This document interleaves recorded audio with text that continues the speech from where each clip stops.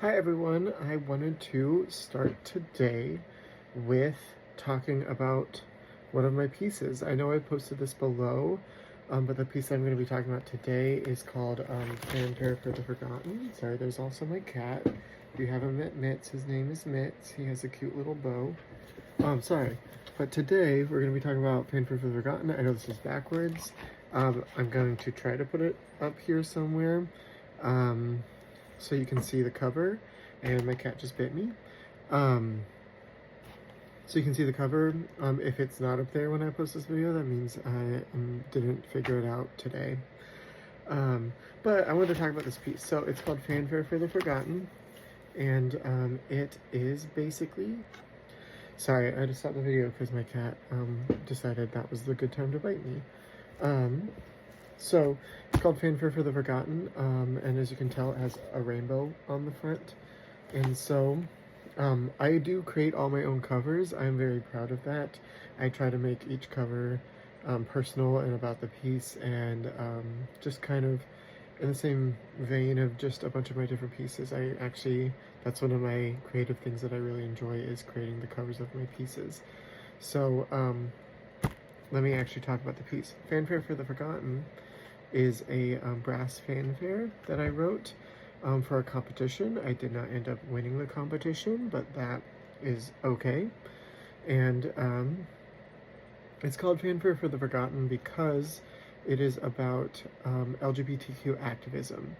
And we know a lot, well, if you know anything about LGBTQ activism, you know, like a bunch of big names like Marsha P. Johnson and other names that I can't think of right off the top of my head, and everything. But this is meant to be a fanfare for those that we don't know about and we will probably never know about, because a lot of the times the history was just erased or intentionally forgotten, or these people were intentionally forgotten and intentionally erased from history.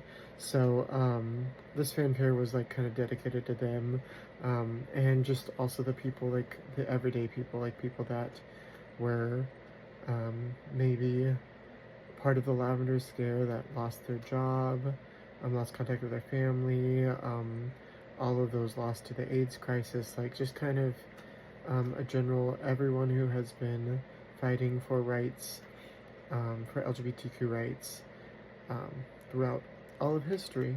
And I list in the piece a bunch of like LGBTQ support organizations and books that you can read if you want to know more, talking about like the Hirschfield archives, like Violence, Death, and Modern Queer Culture.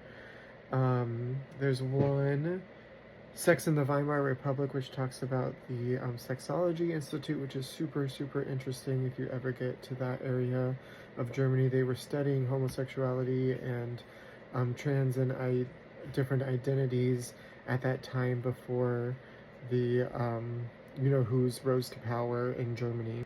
So it was really just kind of dedicated to all of those people. So let me talk a little bit about the actual piece now. So the piece is written for a brass fanfare, kind of a large brass ensemble, 4 trumpets, 4 horns, 3 trombones, 2 euphoniums, a tuba, and then a timpani. And I wrote it, and I don't know if I'll be able to get this page up here, but I have a diagram in my score of how they should be set up. So it was written to be antiphonal.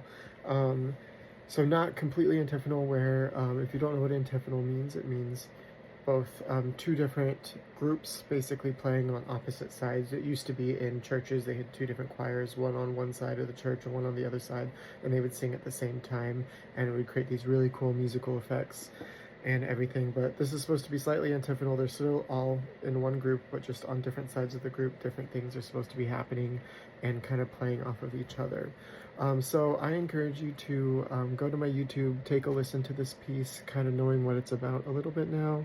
And also I have some clips down. I'll try to pin those clips to the top of my page. So I hope you guys enjoy it, and I hope I figured out how to put pictures on the screen.